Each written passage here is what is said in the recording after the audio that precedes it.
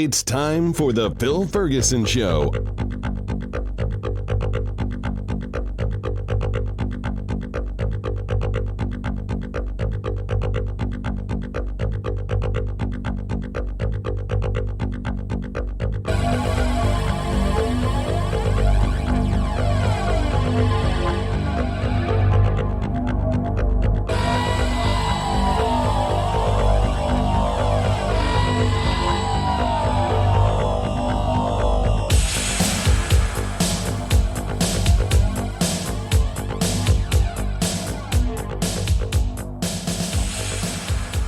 Well, hello there, everybody. This is Phil Ferguson, and you are listening to the cleverly titled The Phil Ferguson Show. Thank you for being here. I am recording today from the Florida studio. I don't know. Does that make sense? That sounds stupid. I don't know. We'll see. You can let me know in an email. Phil@PolarisFinancialPlanning.com. Anywho, I'm in Florida, near Orlando, specifically northwest of Orlando. And you may have heard, and the only reason I really even mentioned that I'm in Florida is that we had a hurricane. Yeah, you could joke around and say that within weeks of me moving to Florida, God sent a hurricane. Well, he fucking missed me. I'm very delighted about that. Unfortunately, not everyone is as lucky. So the hurricane was going to hit southern Florida, and then the path, theoretically, the projected path changed. It was going to go up and hit the Panhandle, which is the extreme western part of Florida that blocks Georgia and most of Alabama, Mississippi, whatever, from the Gulf. And then the path kept changing to being more and more right. And so its expected location where it was going to hit the western coast of Florida changed. And I'm stalling here while I pull up a map. It was changed from Tallahassee, which is way up in the Panhandle. Florida blocks Alabama from the Gulf, by the way. Then it tracked further and further to the right and was shooting up towards Gainesville. And then it looked like it was going to be a direct hit into Tampa Bay, St. Petersburg, Clearwater, Bradenton. Boy, does that sound like a luxurious place? Bradenton. Maybe it's too British. I don't know. So it was looking like it was going to go there, and we saw it on the news, and the surge was going to be 10, 12 feet, and they started evacuating. And I don't know at what point, but at some point the storm decided, nah, I'm not going to go that far north. And it kept turning to the right and came on ground near, I don't know exactly where it hit, near Fort Myers, Cape Coral, Captiva, Inglewood, a lot of cities around there. But the big one for people from out of Florida, which now includes me, Fort Myers, Naples, south of Sarasota, and considerably south from St. Petersburg, Tampa, Clearwater area. Well, apparently that area hadn't gotten as aggressive with telling people they have to leave. So there's some problems. There's already big numbers of people reported dead. I think last I heard 77. And some people have suggested that number may go into the thousands. I hope not. I hope that everyone is doing very, very well. The storm, of course, then came up through and across the middle of Florida, still going mostly northeast towards Orlando. And for a while, before it made landfall, I genuinely, truly thought that the storm was going to, literally, the eye of the storm might go over my house, northwest of Orlando. Thankfully for us, it kept turning, and pretty much after it hit Fort Myers, went up and stayed to the south and the southeast of Orlando. So we were actually very close to an eye of a hurricane. I don't know if it was a Category 1 hurricane or a tropical storm by the time it technically got to my house, but it was pretty intense. I can say that. I think we had been forecasted to have sustained winds over 70 with gusts possibly in the 90s. I think what we got was sustained winds in the 50s, maybe up to 60 with gusts no more than 80 for me specifically. But 20, 30 miles south of Orlando, things got a lot worse. The city of Orlando and the big city straight below Orlando, Kissimmee and St. Cloud, and that's really near the area. Buena Vista, where I think Epcot and Disney and Universal Studios are all down in that southwest part of Orlando. And of course, just further south, just got drenched. I think my house, we probably got 10 inches of rain. I don't think it was as low as 8. I don't think it was as much as 12. One of the things that we did was we pre-removed water from pool. I have found that if I say I drained the pool, a lot of people interpret that as completely emptying out the pool. Apparently, that's a very bad thing to do, and you don't ever want to do that.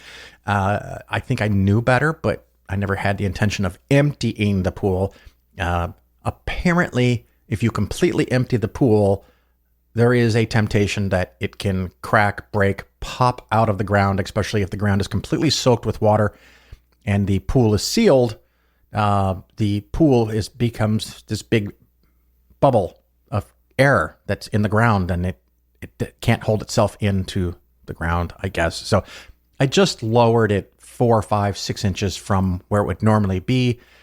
When we got up the next day, the water was really close to the top, about 8 to 10 inches higher than what it was after I removed some of the water. And it already rained a while. And then, of course, it rained after I started removing water. So I don't know exactly as a rain gauge, but I know it's probably 10 inches or more, minimum 8, probably maximum 12. And it's kind of a weird thing because and we did this strategically. We do have family in the area, which is why we moved to where we moved. But we could have moved further east or further west. I didn't honestly want to be that close to the water. I know a lot of people pay a lot of money to be on the coast. It doesn't really have the appeal to me. I mean, if I want to go visit it, the nice thing, maybe not today, but under normal times, my wife and I, or if our kids are visiting or someone else is visiting, we could hop in the car and drive east to the Space Coast over to the Atlantic Ocean. We can drive west to the Gulf of Mexico and be there in an hour and a half on either side, maybe. But I don't want to live there. It's very expensive, very intense. And I, quite frankly, am worried about hurricanes, tropical storms, the water, when there's a surge, even if it's not a hurricane, the surge waters come up the coast a little bit. And I don't know, just it doesn't really appeal to me. So we're in the middle. I also accept global warming, climate change as being a problem. And I do expect and have every reason to believe that the ocean level is going to rise. Now, in my lifetime, probably not a lot, but if you're only 2 or 3 feet, 5 feet above the sea level, and there's a special high tide when the moon and the sun align, and you got a storm and a storm surge and a powerful storm at the same time, all that shit stacks up, and it can come inland a long way. So where we are, to the best of my knowledge, using my phone, because it gives me different readings on different days, we are approximately 120 feet above sea level. So in my mind, that resolves all the problems for me and my family personally in this location, being 120 feet above sea level. And it's also a part of Florida that, dare I say it, it's hilly. And it's hilly compared to Champaign County, Illinois, but it's not hilly compared to almost anyone living anywhere that has actual hills. But we do have some change in elevation. And the one nice thing is directly behind me is a golf course, a not used golf course, which is fantastic. but it is, my backyard slopes down 5 or 6 feet. Then there's a retaining wall that goes down 8 or 10 feet. And then maybe 200 or 300 feet from me, there's a part of the golf course there, which actually became a water hazard, a little temporary lake that is probably a good 30 to 40 feet below the level of the slab for our house. So we could get water driven in from a storm, perhaps through bad door or window seals or under a roof or something. So we could always have water problems, but I think this physical location could not get a proper flood where you're just in 4 feet of water, because it will roll down the hill. So these were a lot of really important things that I looked at and contemplated when getting a house. As far as owning a house, I consider water to be the enemy. As far as the storm, one thing that was weird, I don't think I covered this already. Just kind of rambling here a little bit, you forgive me. In the Midwest, when a storm hits, you have maybe a couple hour notice or no notice, or you have the alarm goes off that a tornado has been spotted. I mean, and you've got like 10, 15 minutes, if you're lucky, to go prepare and shelter in place. Well, here we had a week. So exactly where is it going to hit? You don't know. And so, we learned a lot from neighbors and friends that live in Florida, friends that used to live in Florida. And we took a lot of important actions, like filling a bathtub with a whole lot of water in case you needed fresh water. There is a possibility that if the water pressure goes off, you could use your toilet, but you can't flush it because there's no water pressure. Once you use it one last time and empty the water out of the tank above the bowl, but because we have some buckets and a pool, we could always go get a couple of gallons of water and manually flush. And we are on the city sewer system, not a septic tank. We had some friends that apparently their septic tank took on water from the hurricane and they could no longer flush water or anything down the drain. And thankfully nothing came back up. But that's kind of really close to flooding where you could have that problem. And that was some people just 5 or 6 miles south of us. So we were really close. We also got a lot of water bottles, fresh water and refilled tap water, filled the bottles, left a little air gap for the ice to expand, and put those in the freezer. Because we had several days of notice, we tried to eat what we could from the freezer and from the refrigerator. Half of the freezer was filled with blocks of ice now. Ziploc bags, jugs, bottles, tons of water frozen in there. And our thought was that if the power goes out, everything that's in the freezer will basically stay frozen or close to frozen with all this ice in there for days and days to come. And we could, of course, pull one or two of them out and put them in the refrigerator or in a couple of coolers that we bought. And, things could stay cold for hours, perhaps days, depending on how things went. The night before the eye of the hurricane got to its closest, I decided to go to bed early because the storm was expected to be its worst between 2 and 5 a.m. for us. And so I thought, I'll go to bed at 8. I actually went to sleep at 8. I was tired from all the prep, apparently. And I woke up at 8 a.m. the next morning. I missed it. I slept 12 hours. I don't know how long it's been since I slept 12 hours, but all the things that we had to move and get ready and organize and prep, I woke up at 8 in the morning. Of course, it was still raining. I think we had continuous rain for 3 or 4 days. And again, we are in the middle of Florida. From where the hurricane hit land to our house, depending on how I look at it, is around 110, 120 miles. And 120 miles does a lot to reduce the wind speeds, which is why they were pushing 150 plus, 155 when it hit land. But by us, and since we were a little bit north of the center of the storm, peak winds or regular winds about 50. So 100 miles per hour less than what hit the coastline. And that makes a really big deal. Right after the storm hit, of course, the governor of Florida, a complete lunatic Republican, which maybe that's redundant, maybe it's not, I don't know. He immediately asked for emergency aid, and Biden approved the emergency aid, and he went out and actually thanked Biden and said how wonderful it was to have this emergency aid coming and what a hero he was for getting this aid, and isn't he just amazing? And I thought to myself, now, wait a minute, I had to go check. But many years ago, DeSantis himself voted against giving aid to states like New Jersey and New York and Maryland when Hurricane Sandy hit up into the New England Northeast, depending on your semantics of what part of the country that is, the northeastern part of the United States when it got a Hurricane Sandy. He voted no on this facade of an idea of personal responsibility kind of thing, that the states should take care of it themselves, and we need smaller government. We need a smaller federal government. We should not be collecting taxes from hardworking folks to help out people that were too stupid to not know to build along the shoreline. But when it's Florida, he's perfectly fine going and asking for the money from the wonderful federal government that he hates and is associated with a party that wants to take it apart. So there's that. So I will at some point be doing my part to try to help make sure that he does not get reelected. Best of my ability anyway. Other fun things, of course, now we have bright sun. We had to drain some water out of the pool, not the whole pool. And then I had to go take water samples to the local pool company because they normally come to the house once a week and check and rebalance and add chemicals, but they do that on Thursday. Well, Thursday was hurricane day, or really bad hurricane day.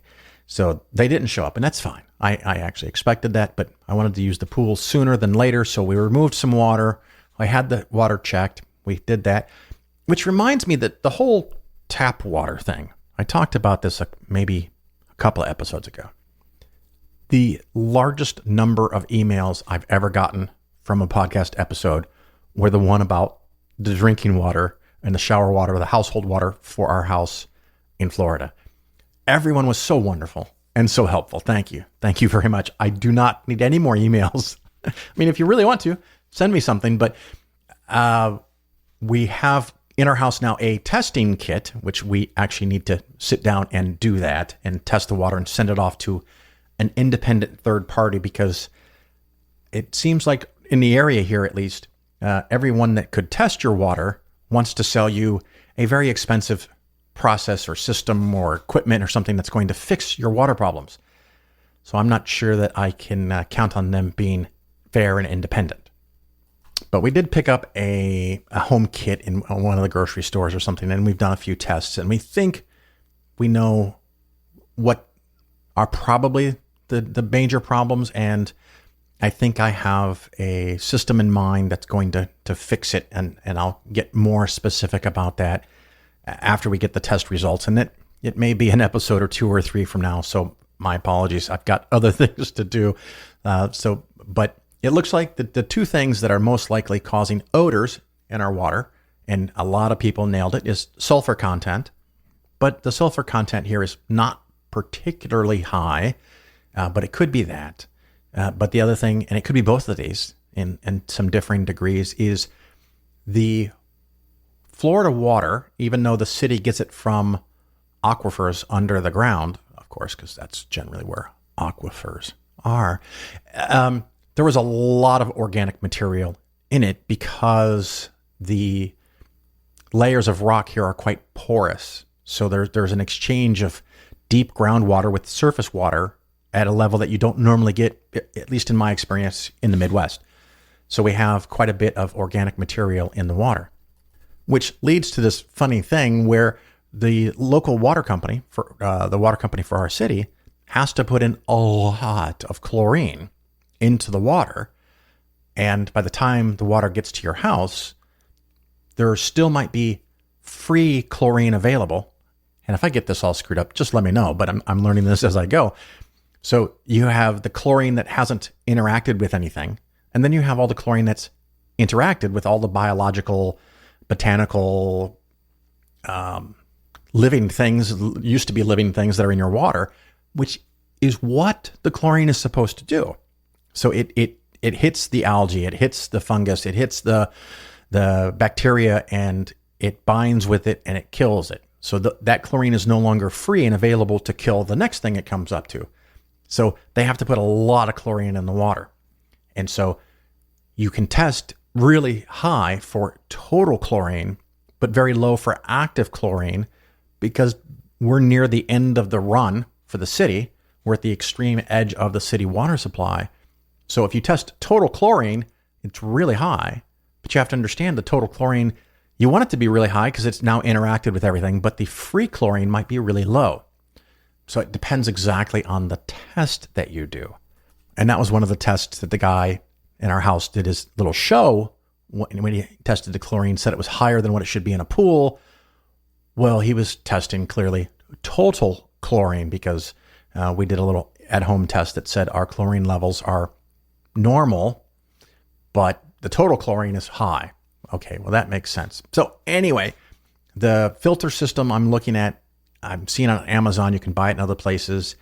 It'll be about $500. Hopefully no more than $500 for the plumber to install it, which it will be installed on the outside of the house, which would be unthinkable near Chicago because water freezes, and water freezing in pipes explodes pipes. But apparently near Orlando, even on the north side of Orlando, the possibility of freezing pipes is low enough that they don't bother. They just put stuff outside. Maybe they put a little wrap around it, or maybe, I don't know, because I haven't been here in a winter yet. If it gets close enough to freezing, they'll run water overnight or something like we would do when it's 5 degrees in Chicago to keep the water moving through the pipes. But it looks like about a $500 system. It has 3 distinct filters that you can remove and replace. One of the downsides is that you might have to remove or replace the filters. Well, you'd have to replace them as needed. And that they say on the filter that it can last 3 months to maybe 2 years. Well, which is it? Well, it depends on how much stuff you have in your water. But the nice thing about one of these filtration systems with multiple filters is that you can have 3 different filters, like you could have 3 different colors of ink in your printer. And so if you use one of the colors more quickly, you just replace that one filter. The other filter systems that can last for 5 years or 10 years, everything is built in this one giant canister. I mean, it's like a little spaceship sitting out next to your house. And they can last for years, but they can also be several thousands of dollars. So the guy that pitched the $5,000 system, it probably would work really well. I would probably be totally happy with it, other than the fact that I spent $5,000 on it. But this will be $500 plus probably $500. I hope no more than that to be installed. And we have to keep an eye on the filters. And there's a filter for sediments. There's an active carbon filter. And then there's another one. The name escapes me, but it's to remove metals and heavy metals. It also can remove sulfur and chlorine from the water. And the chlorine per se is probably not the problem. It's the chlorine byproducts, where chlorine has bound up to other things that are, like I said, organic, biological products that probably are decaying and creating different smells. So they will get captured in that filter. So the whole house water will be good to go. And the filters vary in price from like $30 to $60.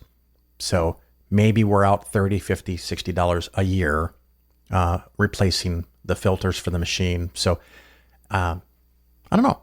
I'll get you updated. That's probably where we're going to go, but I still need to do some tests and have test results to know for sure that's what our problems are. Other fun things you'll love as I'm rambling here: computers and controllers, mixers. I have had a hell of a fucking time with audio and computer equipment in the new office in Florida. So I had been using a Mackie Pro FX a mixer. I'm still using that when I'm in Chicago. Absolutely delightful. I had no idea that I bought it 5 years ago. How in the hell did 5 years go by? And my intention was to buy another one for the Florida office, but it's no longer made. They're now on the Mackie Pro FX version 3, not version 2 like I have already. So I bought the version 3. No problem. It's just going to be an upgrade from the version 2. And I hooked it up, and I spent literally days working on it to try to make the sound correct, and I couldn't do it. I couldn't do it. The problem that I was having, I could record me, and that's fine. But I couldn't record me and someone else talking at the same time on the computer and having the computer record me and that other person talking while I'm listening to me and the other person talking without getting some kind of echo. I guess echo is the best way to call it. A feedback, a delay, and it would sound horrible. And I fought and I finally had a couple of friends talk me into getting this Rodecaster Pro 2, which is $800. It does everything. This thing is truly amazing. When I first looked at it, I thought, you got to be kidding me. It looks like it's Fisher-Price or something because of the cute color schematics that it has. But it has a cute and friendly interface, at least for the human, where you touch the buttons and the sliders, because everything else is electronic inside and way more options and controls than my other board has that has, 100 knobs on it. This doesn't have 100 knobs because everything can be set on the touchscreen or through the computer itself with software, like an app. But it's also very complicated. And I was still having trouble. I finally got it to work, recorded some segments, and maybe even an interview or two. And then the laptop that I had been using started acting up. And at first, the HDMI port failed. But that's okay. I got some different cables and a dongle, and I was using the USB-C ports to hook up to monitors. And that worked for weeks. And then one of the monitors went dark. And I tested it with my phone. The monitor was fine. The connection from the laptop to the monitor wasn't working. That's okay. I still have one monitor.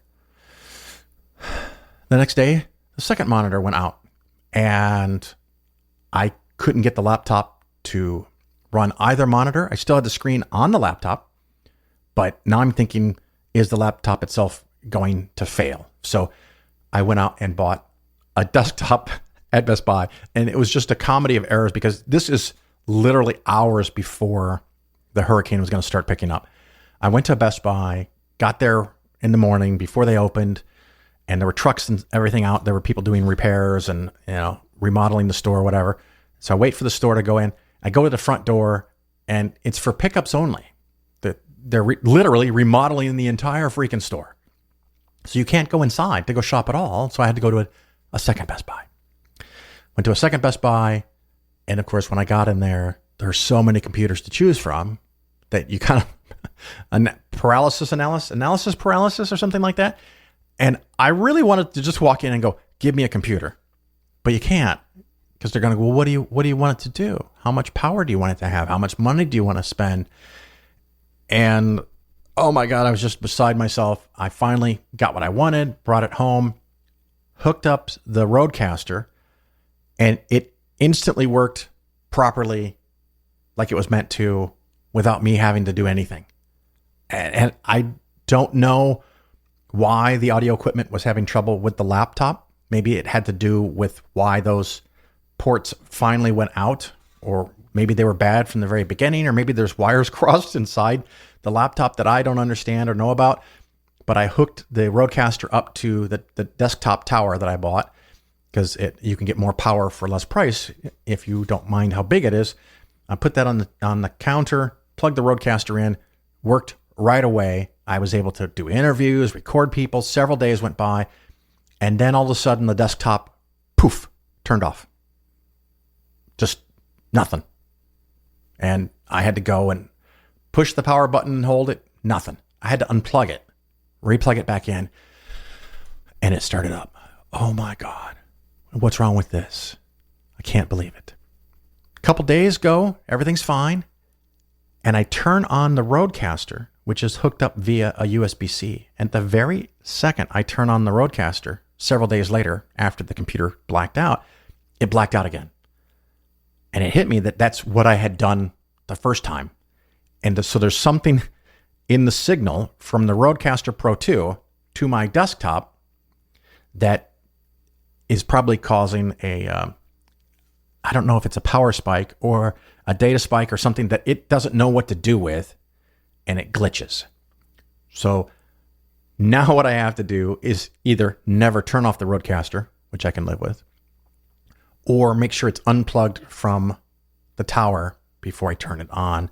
Because after I turn it on and it all gets powered up and I put the cable in, it works. So, oh my God, just an amazing amount of work. The office is sounding pretty good. It's still a little echoey, so I've got to figure out what else to put on the walls. I'm going to work on that. Did not think I was going to talk for 29, 30 minutes here, but here we are. We'll take a break here in a second. I do have coming up a super shitty fund that invests only overnight. You'll like that. And then I'm going to go through some of the email, the spam that I get of just random shit that people want me to sell to my clients. I guess it's a nice thing that I'm big enough to be bothered with this stuff. And this is only the stuff that came through and got past the spam filter. So, I have to flag these things as spam and to not get them again. But it's a staggering amount and variety of stuff. And it's a trending thing right now for a lot of things that don't go down when the stock market goes down. Those are very trendy and I haven't seen them for years because since 08, since 09, the market's generally been going up. And so when the market's making 7, 10, 15, 28%, like in calendar year 21, it's really hard from a sales perspective, from a commissioned salesperson perspective, which I am not. It's really hard to sell stuff that goes down when the market goes up, or to sell stuff that makes 5% when the market makes 30. Who wants to buy that? Well, now that the market's been down significantly, and for the bulk of the calendar year of 2022 so far, these things are coming out all again. And they promise to protect you and cover you. They're uncorrelated assets that when the market goes down, they go up, yada, yada, yada. And it's all well and good. The problem, and it's in the segment, and I've talked about some of these super shitty funds and other segments. Almost all of these dramatically underperform the stock market in the long run, even including the big market corrections like 2022 has been so far. The best way to make the money in the long run is the U.S. stock market, maybe the international stock market, but stocks, index funds, stock index funds, low expenses, low taxes, low transaction costs.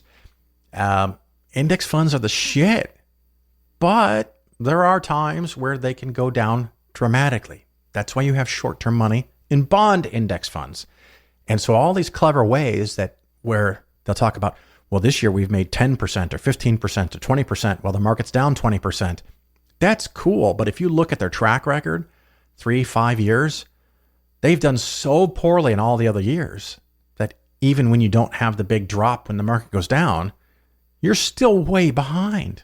It's absolutely awful. The only way to use these things correctly would be to time the market. You have to know when to be in the stock market, when to sell everything that's in stocks, and then buy this fund that does something different. Well, that goes back to the classic problem that market timing, as a rule, there can be exceptions, but as a rule, it doesn't work. You don't know when to get out of one thing and get into another thing. You don't know when to undo it.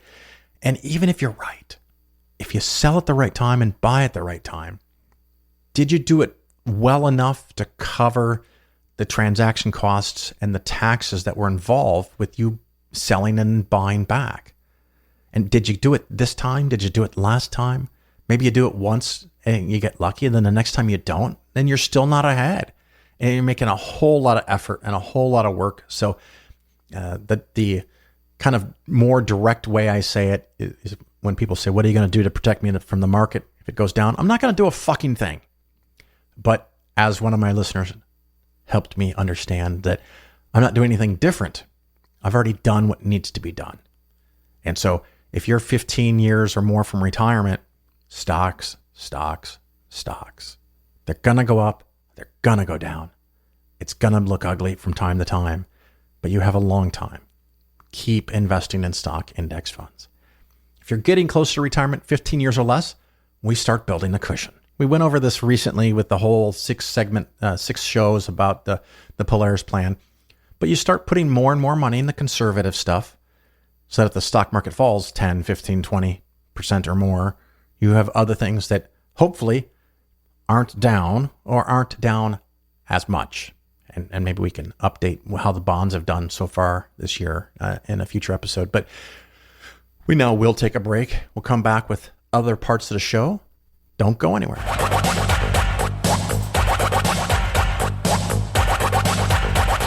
The Phil Ferguson Show is for educational and entertainment purposes only.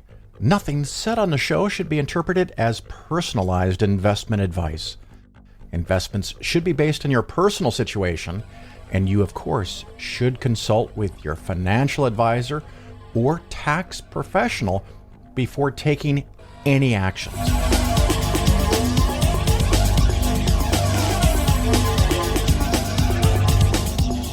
You're listening to The Bill Ferguson Show. This segment is a super shitty fund. I actually didn't intend for it to be a super shitty fund, but as I learned more, it just got worse.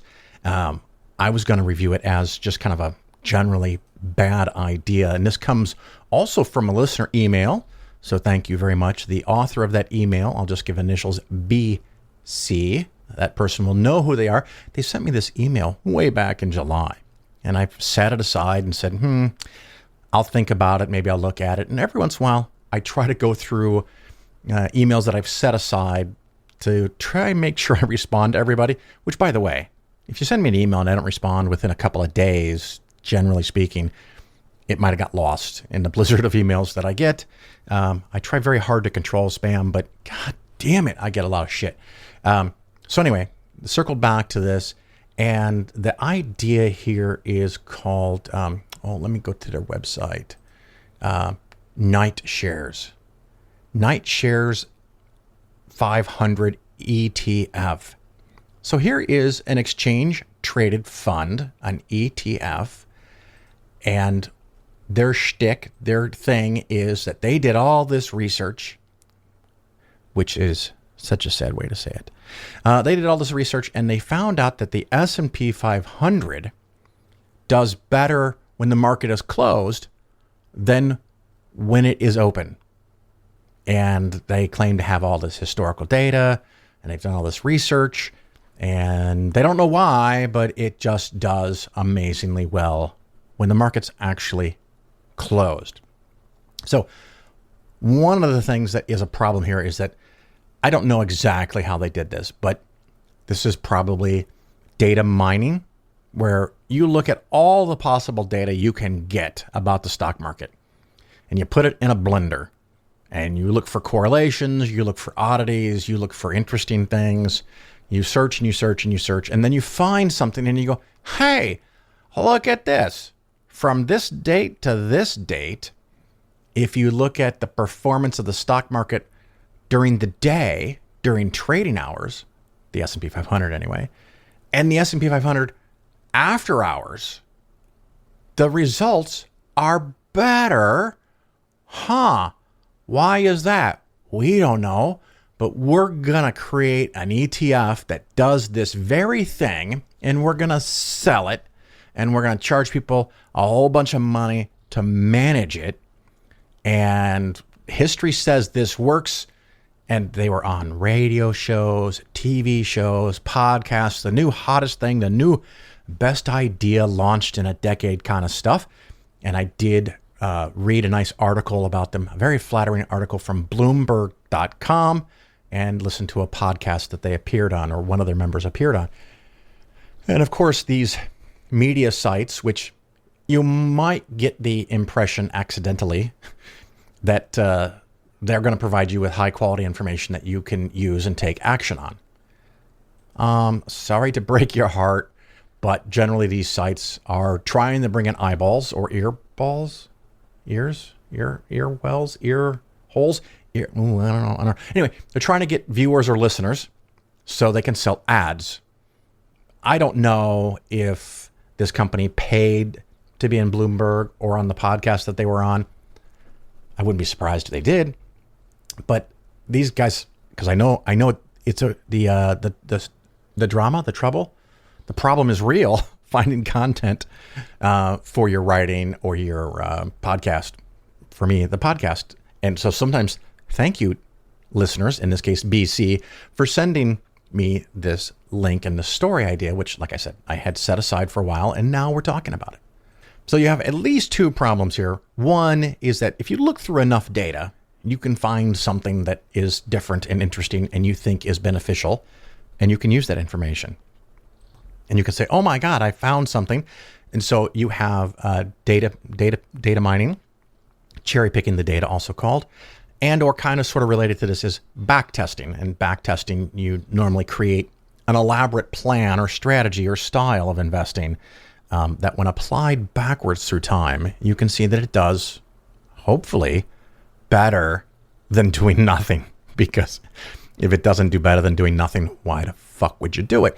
So anyway, these guys looked at this data, said, hey, this is great. Let's own the market only at night.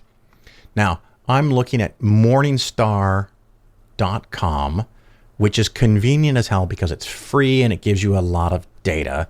And we find out that this fund opened in June 28th of 2022. So it's very new. So this may not really be a fair comparison. I get it, but I wanted you to know this is the time frame I have available. One of the problems with back-tested data or interesting modeling things, finding interesting things in data that something was successful in the past, have a notorious track record of not doing well going forward. And you might ask yourself, why is that? Well, the thing is, most ideas don't work. And a lot of these things are bad ideas, but you happen to find a period of time where it happened to work. So past performance is no guarantee of future results. But that's what this fund is selling. The very idea is that they are going to use this bit of information and go forward. And I'm looking now at Nightshades on Morningstar. It's a large cap ETF, large cap fund. It has, let's see, what is the weighting here? It's more towards growth than value by quite a bit. It also has some mid cap stuff.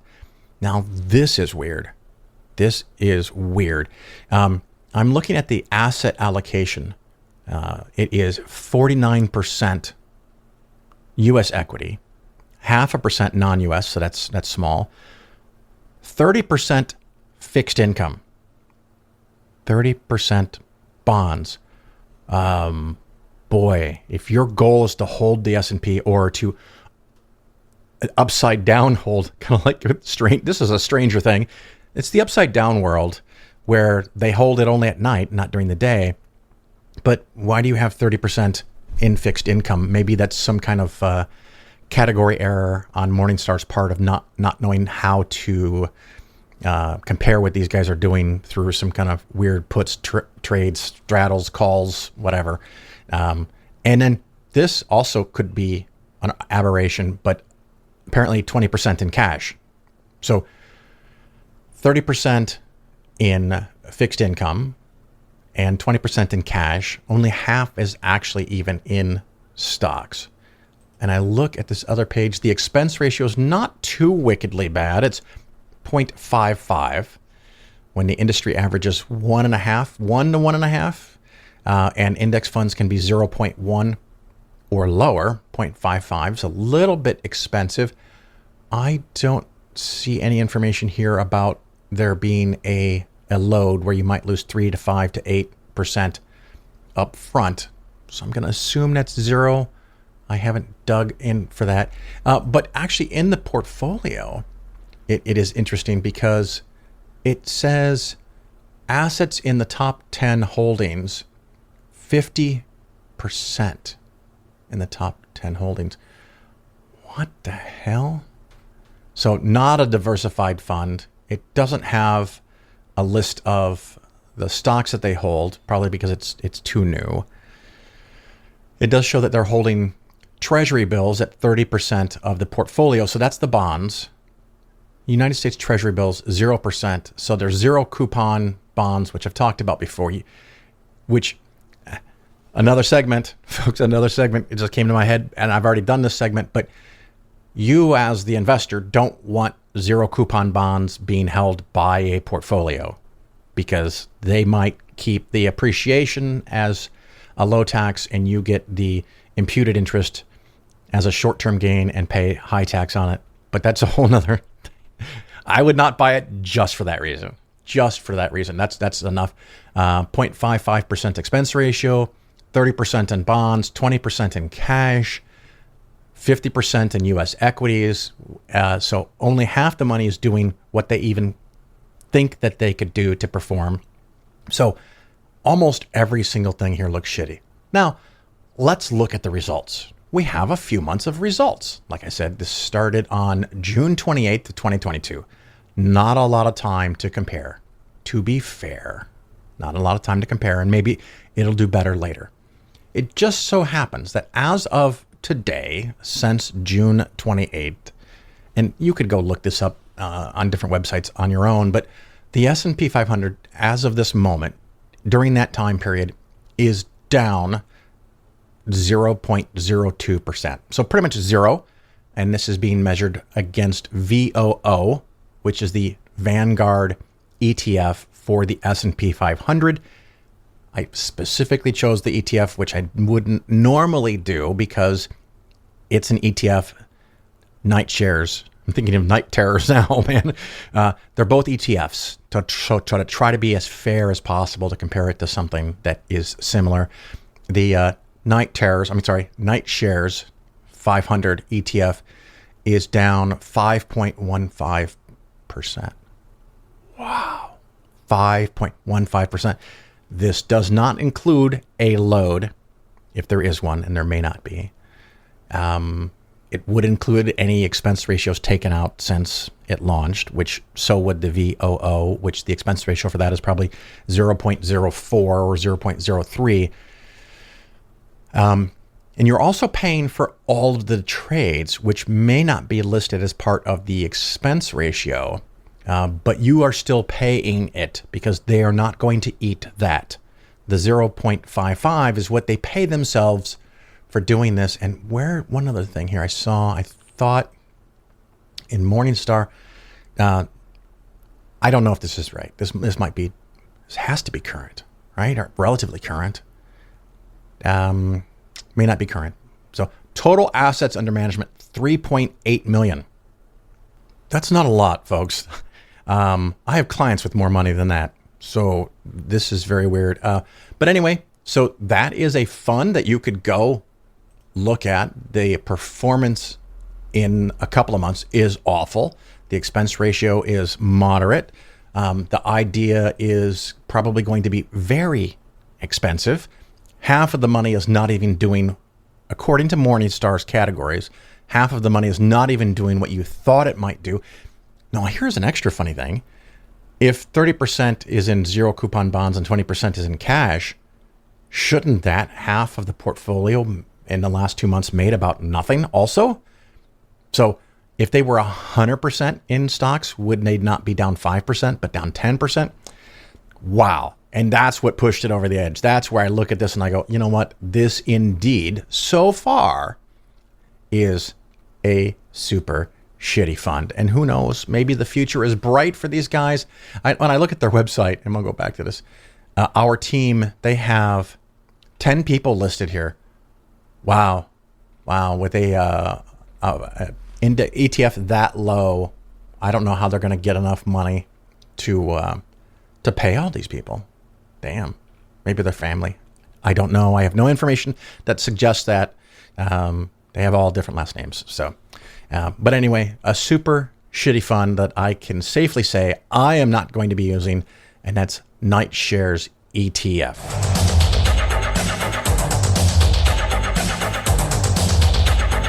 You know, nothing seems crazy when you're used to it.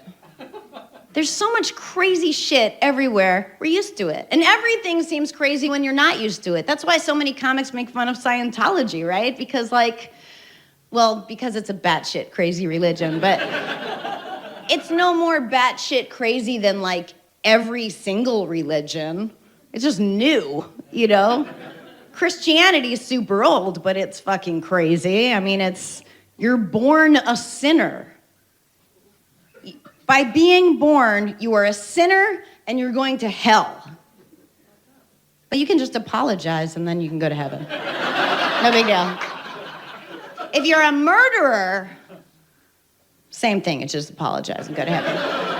You can be Hitler and go to confession and say, "Forgive me, Father, I killed 6 million Jews." And the priest would just be like, "No problem, say 10 Hail Marys." And Hitler goes to heaven. Hitler goes to heaven is the name of my band. Scientology is weird because it's new. It feels weird in our ear holes to hear people worshiping a guy named Ron. We know Rons in our life. He had to change his name to L. Ron because there was another Ron Hubbard in the Writers Guild. That's how recent a religion it is. And people who follow their religion to the letter of the law are just silly. I mean, I want to tell Hasidic Jews, I promise you, God will not mind if you wear a nice cotton blend in the summer. You're being fucking ridiculous. But we live in the greatest country in the world, a country where we have freedom of religion and separation of church and state, only we don't at all and nobody says anything because we're used to it. It says in God we trust on our money. It says in God we trust above the judge's bench in a courtroom, in a court of law where you have to put your hand on a Bible, the Christian Bible. It's not my Bible. I mean, if I tell the truth, it's because I tell the truth, not because I put my hand on a book and made a wish. That's fucking crazy. That's craziness. The Phil Ferguson Show is for educational and entertainment purposes only. Nothing said on the show should be interpreted as personalized investment advice. Investments should be based on your personal situation, and you, of course, should consult with your financial advisor or tax professional before taking any actions.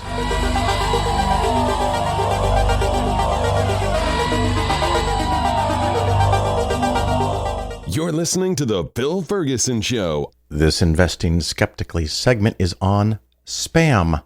Sadly, not the kind they talk about in Monty Python, not the type that you can put on a frying pan and cook up with a little bit of Velveeta on top. No, not that delicious and delectable pork shoulder spam.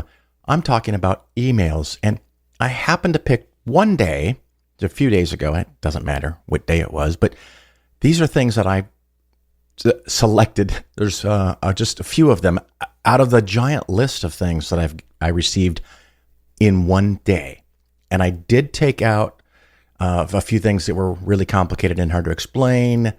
And this doesn't include anything that gets caught through the spam filter from the email program.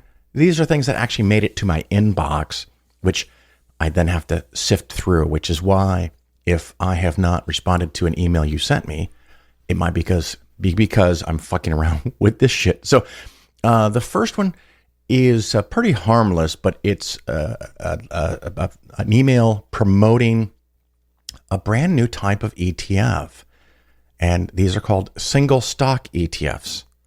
So if you want to buy Tesla stock, you can go buy Tesla stock, or you can buy shares of the ETF that buys Tesla stock. And you might ask yourself, well, if I want Tesla stock, why do I buy an ETF that owns only Tesla stock? And that would be a really good fucking question. But what some of these single stock ETF funds do is they leverage the stock. So you're not just buying a share of Tesla stock. in this case. I only say Tesla. I do pick on them, but because it was in the email, maybe they think it's going to be more appealing to people that think Tesla is a good stock to own. Who knows? But they're leveraged, so you might get 2 or 3 shares for each one that you buy. And of course, that has to be done with some very sophisticated investment tools, options, leverage, and all of those have expenses. So if you really think Tesla is going to go up a bunch, having a leveraged fund, a leveraged ETF that only buys Tesla stock could make you a lot of money. However, the average investor doesn't know when to buy stocks or when to get out of stocks. So what this will probably do is just magnify the poor performance that you would normally experience as a stock picker, because you're probably not going to get one. You're going to get different ones, and you're going to get in and out at different times. And there is the definite possibility that you could buy a leveraged ETF of a stock that makes 4 or 5% per year for several years, where you might have made money, but because of the overhead and the cost involved and all of the fancy things that are behind the scenes to manage that ETF, you end up not making any money at all. So something with incredibly high expense ratios, dramatically higher risk profile, I think probably far less likely to make money. So just a terrible idea all around. Let's see, what's the next one? This is funny. This has the title, Not Your Father's MYGA. Now, I didn't know if they were misspelling MAGA or if this is some new test for your colon to see if you have cancer. I did not know what MYGA was. So I had to go look this up. And this is for multi-year guaranteed annuity. Yes, multi-year guaranteed annuity. And they have all different kinds. And so you can pick all the things that you want. You can have a 5-year guaranteed fixed rate of return at a certain amount.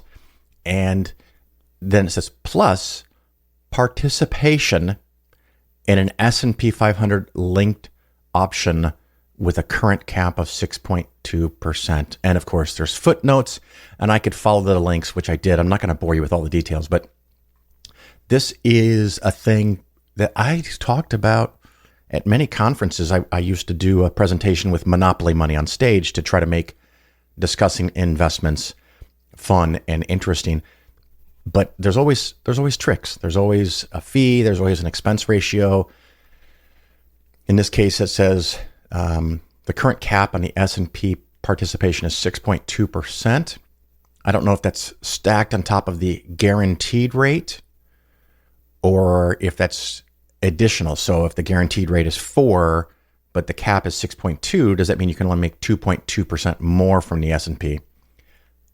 Without looking into this, I can assume that there's some kind of participation rate because it says you can participate.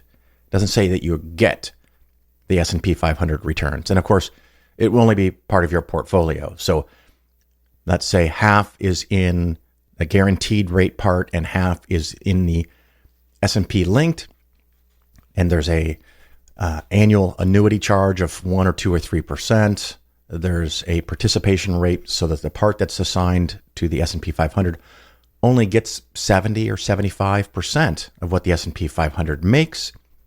But that's so if the S&P 500 went up 10% and 2% was dividends, you probably don't get the dividends, you get the 8%.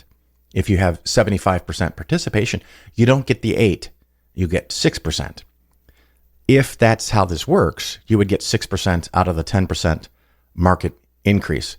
And of course, there's fees and everything on top of that. I've even seen times where the fixed rate part, back when interest rates were lower, the fees on the fixed rate part were higher than the guaranteed interest that you were going to receive in the fixed rate part.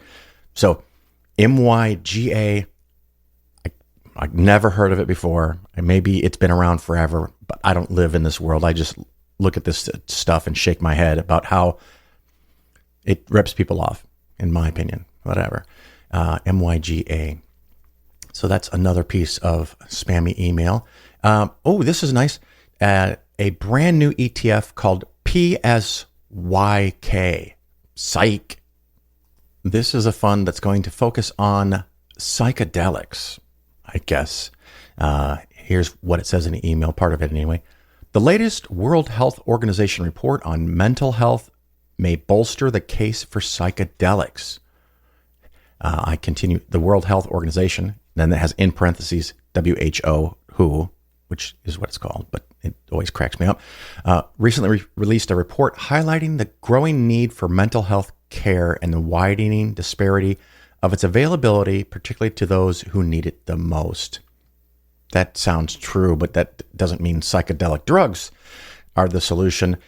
And I don't want to go too much into this because I've got more things, but I did look it up, and this fund has been going for a few months. Let's see, it started very early in 2022, so it doesn't even have a year-to-date number. But let's see, what has it done? In the last month, it lost 13%. In the last 3 months, minus 3%. It looks like since it started, it's down 8 to 10%. So not a good start. And again, I don't use these kinds of things because everything is a marketing gimmick, I think. That's my view on it, so I stick with what I know. But there is a fund, an ETF, that if you want to invest in psychedelics, you can now do that fun thing. All right, let's see what else we got here. An email about structured notes, something that I actually covered recently, where the structured note pays out given certain parameters and conditions.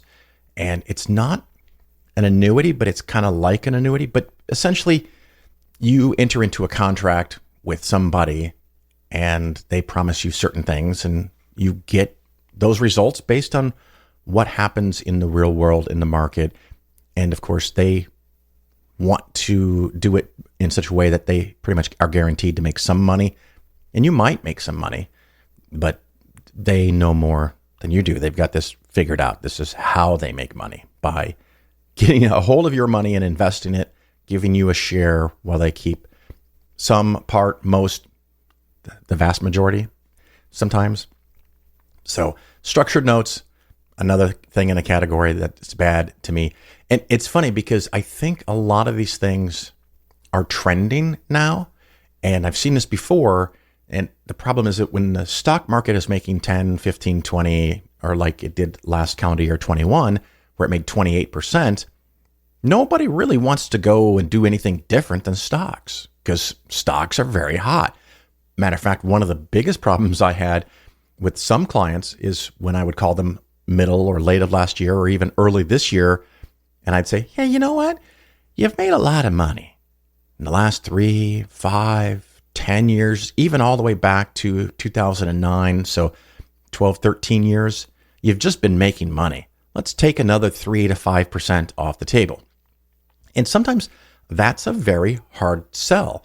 And I have to tell people, yes, the things that just made you all this money, double, triple, quadruple in a decade, we now want to sell part of that and put it in really boring bonds that might make 1 or 2%.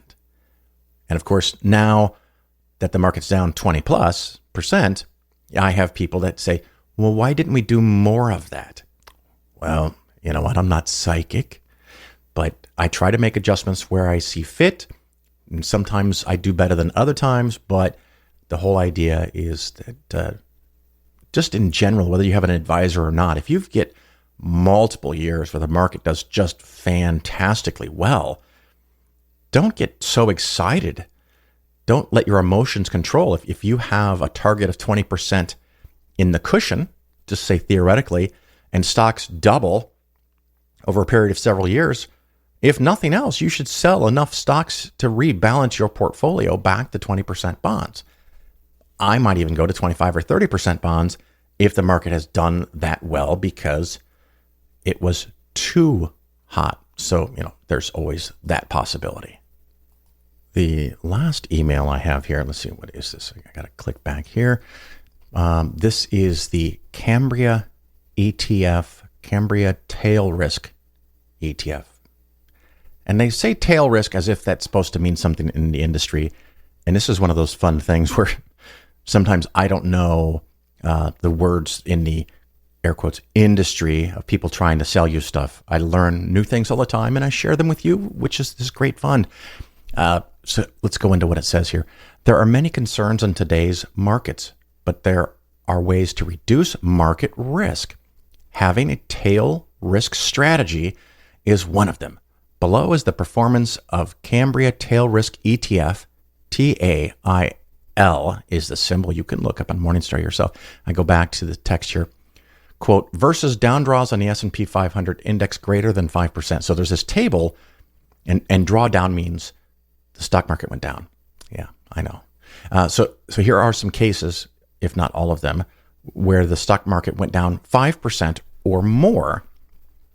And then it shows you the performance of this fund. So the idea is that when everyone else is losing money, this is not losing money. So example, from calendar year 2022, from January 3rd to February 23rd, the S&P 500 index performance, I don't know why it says that index performance. I don't know if that includes dividends or not. It's 2 months, so I'm not going to worry about it too much. But it says minus 11.91%, but tail performance was positive too. And you think, wow, that's not so bad. Let's look here. Oh my, look at this. In 2020, from February 19th through March 23rd, the S&P 500 down 34%. And we know that happened, and that was a huge buying opportunity. That was at the start of COVID. In the beginning of 2020, the S&P 500 was down 34%.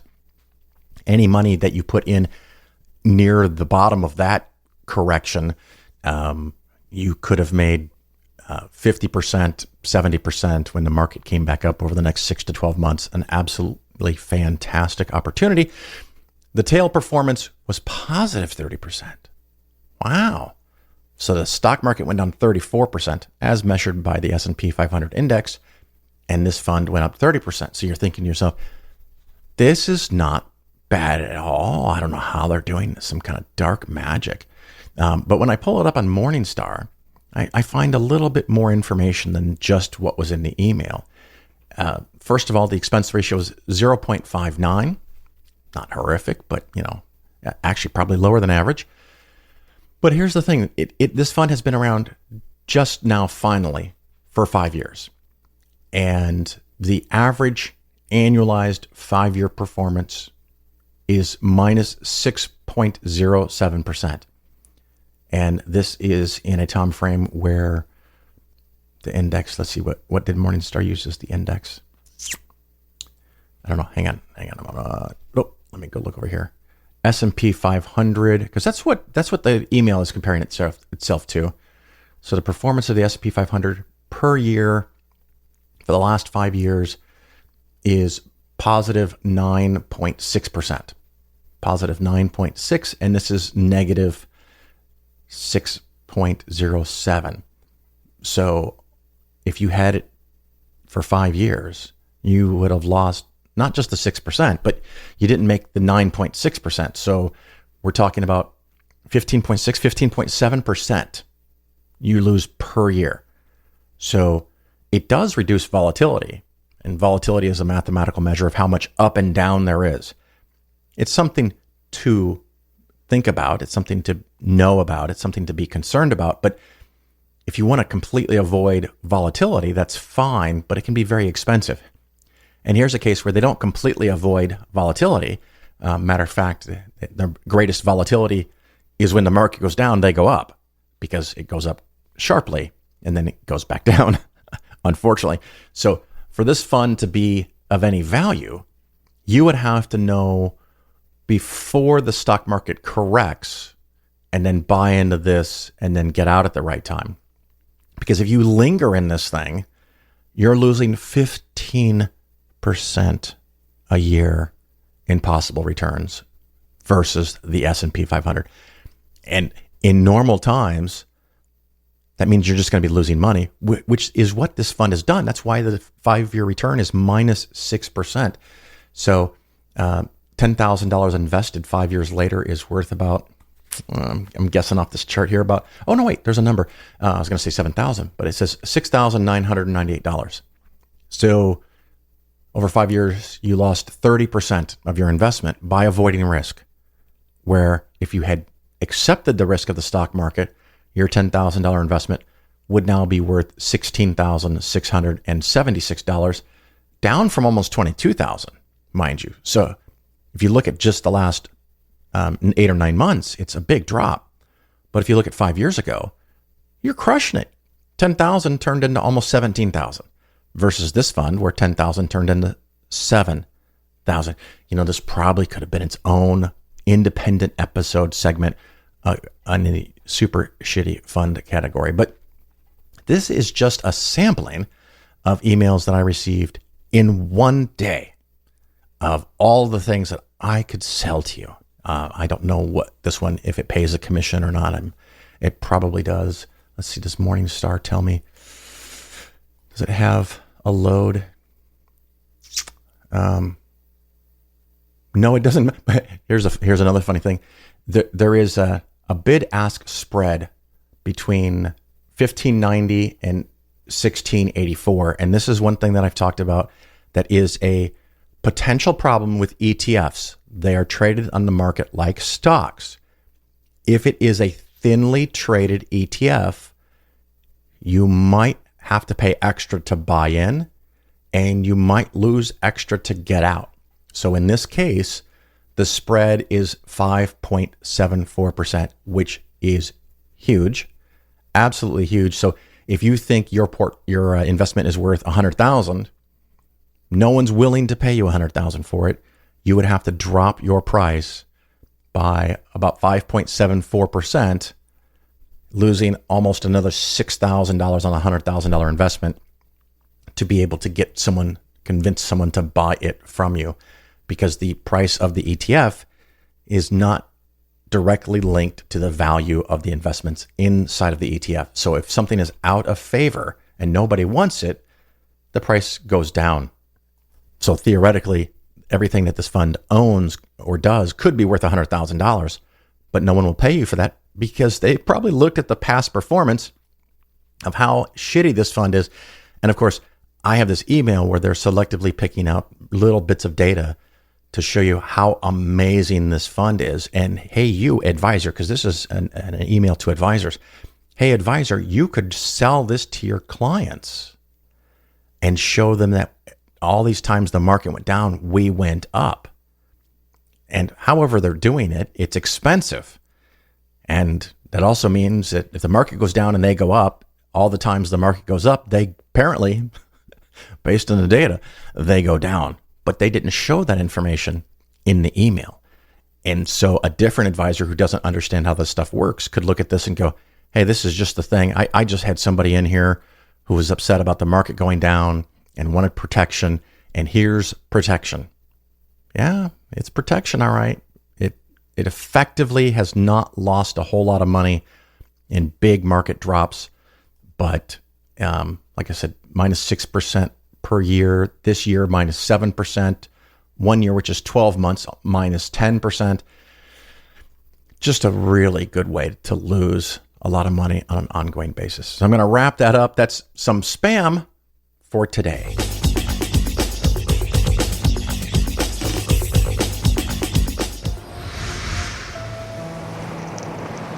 Those worlds in space are as countless as all the grains of sand on all the beaches of the earth. Each of those worlds is as real as ours. In every one of them, there's a succession of incidents, events, occurrences, which influence its future. Countless worlds, numberless moments, an immensity of space and time. And our small planet, at this moment, here we face a critical branch point in history. What we do with our world right now will propagate down through the centuries and powerfully affect the destiny of our descendants. It is well within our power to destroy our civilization and perhaps our species as well. If we capitulate to superstition or greed or stupidity, we can plunge our world into a darkness deeper than the time between the collapse of classical civilization and the Italian Renaissance.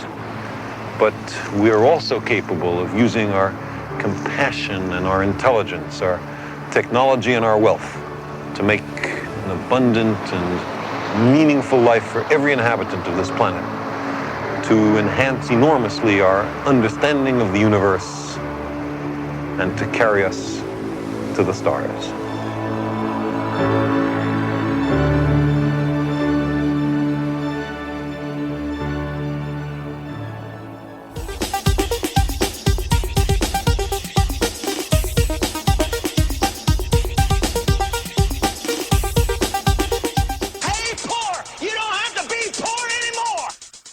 Jesus is here!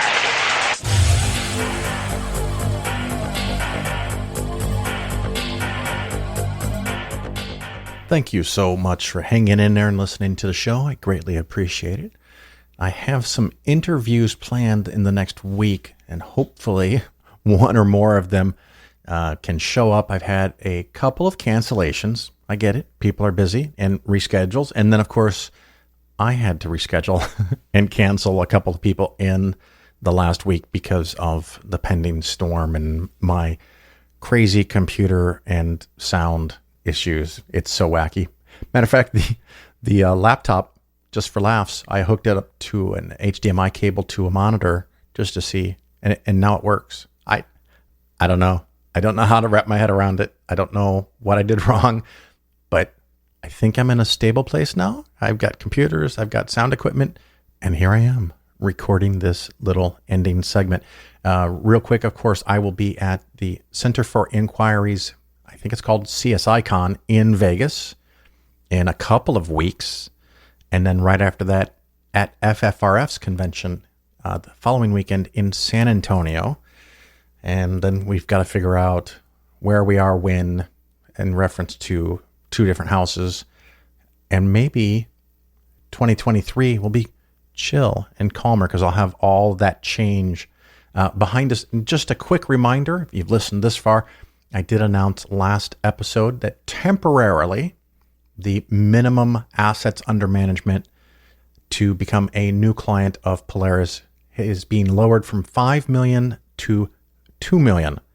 I don't know how long I'll keep it there, probably until a handful of people have contacted me and wanted to sign up, and I add a few more clients, and then I'll go back up to the 5 million. But there are many things that are now past and behind me, so hopefully things will calm down and we'll have a fantastic holiday season.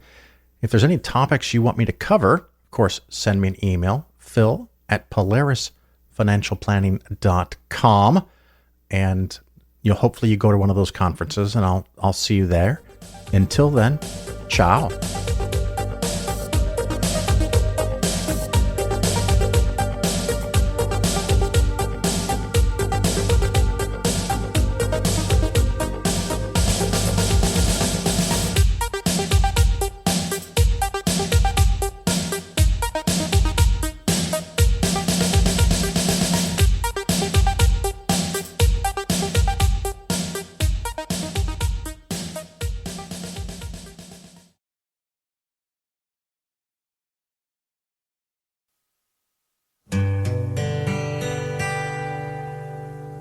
O sinner, do not stray from the straight and narrow way, for the Lord is surely watching what you do. If you approach the devil's den, turn round, don't enter in, lest the hand of the Almighty fall on you. He'll fuck you up. He'll fuck you up. Yes, God will fuck you up if you dare to disobey His stern command. He'll fuck you up. He'll fuck you up. Don't you know He'll fuck you up? So you better do some praying while you can. Long ago a man named Lot had a wife he thought was hot, but she could not stop her black and sinful ways. You know it was her own damn fault when God turned that bitch to salt. That's the way he used to work back in those days. He fucked him up. He really fucked him up. When the people went and turned their backs on him. He can fuck you up. He'll fuck you up. No shit, he'll fuck you up. Just like he fucked the people up back then. I used to have a friend named Ray who walked that evil way. He cursed and drank and broke his neighbor's fence. You know Ray was full aware that some sheep were over there, and he knew them in the biblical sense. God fucked him up. He fucked him up. He went and fucked Ray up. Went and paid him back for all his wicked sins. He fucked him up. He fucked him up. Fucked that boy completely up. Now he's married to a Presbyterian.